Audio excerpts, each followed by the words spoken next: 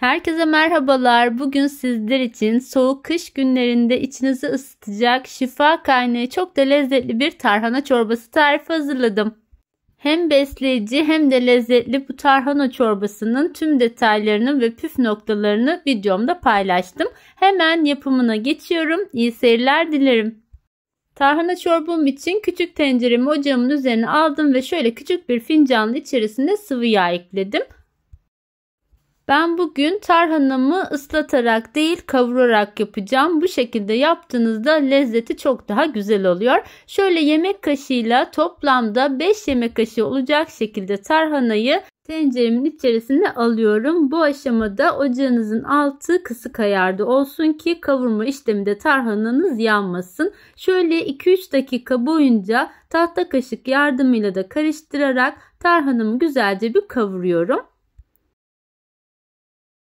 Tarhanamı 2-3 dakika boyunca kavurduktan sonra bu aşamada içerisine 2 büyük diş de sarımsak ekliyorum. Sarımsak tarhanaya çok yakışıyor. Mutlaka eklemenizi tavsiye ederim. Sarımsaklarla birlikte tarhanamı şöyle 1-2 dakika kadar daha kavurduktan sonrasında içerisine salçasını ekleyeceğim. Ben çorbam içerisinde 1 yemek kaşığı biber, 1 yemek kaşığı da domates salçası ekledim. Eğer sizler yoğun bir salça lezzeti sevmiyorsanız birer tatlı kaşığı olarak da salçanızı ekleyebilirsiniz. Şimdi tarhanalarla birlikte salçayı da güzelce kavuruyorum ve sonrasında içerisine 1 dolu yemek kaşığı olacak şekilde toz nane ekliyorum.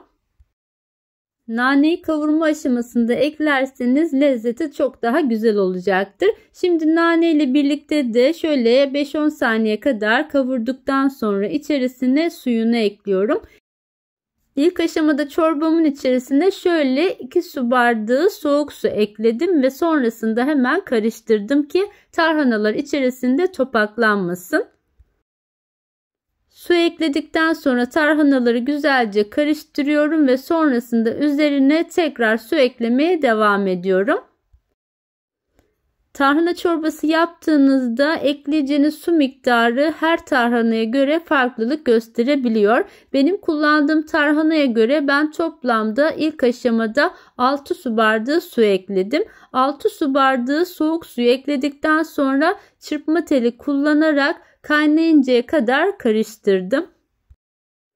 Tarhanaları kavurduktan sonra içerisine soğuk su eklediğinizde yağı üzerine çıkacaktır ama kaynadıkça yağı da kaybolacaktır. Bunu da ayrıca belirtmek isterim. Şimdi kaynamaya başlayan çorbamın içerisine şöyle 1 tatlı kaşığı tuzunu ve birer çay kaşığı olacak şekilde tatlı toz biber, pul biber ve karabiber ekledim. Sizler kendi damak tadınıza göre baharatları değiştirebilir ya da azaltabilirsiniz.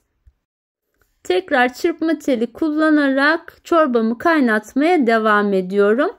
Ve çorbam kaynadıkça üzerinde oluşan köpükleri de bir kaşıkla sıyırarak alıyorum. Bu sayede çorbanız daha berrak ve daha güzel olacaktır.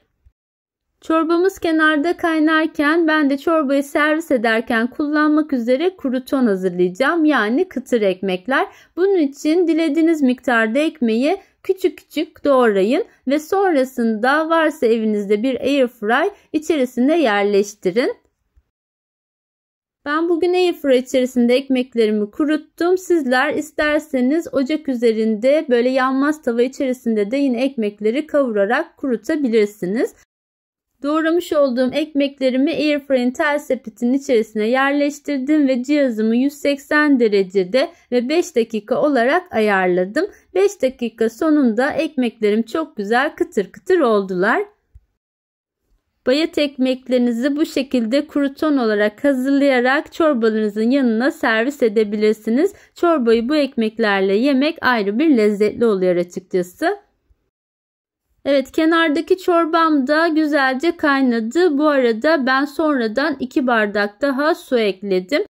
Söylediğim gibi kullandığınız tarhananın kalitesine göre su miktarı az da olsa değişir. Siz de sevdiğiniz yoğunluğa göre suyunu ayarlayabilirsiniz. Şimdi pişen çorbamı ocaktan indiriyorum ve kenarda bir servis tabağına alarak da size yakından son halini göstermek istiyorum.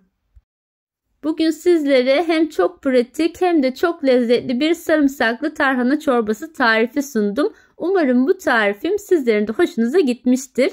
Tarifimi beğendiyseniz eğer beğeni yapmayı ve kanalıma hala abone değilseniz abone olmayı unutmayın lütfen.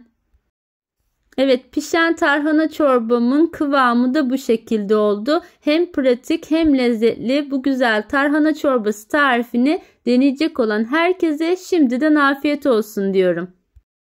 Evet, bu lezzetli tarhana çorbasını servis ederken hazırladığımız kıtır ekmekleri de bu şekilde üzerine atıp yiyebilirsiniz.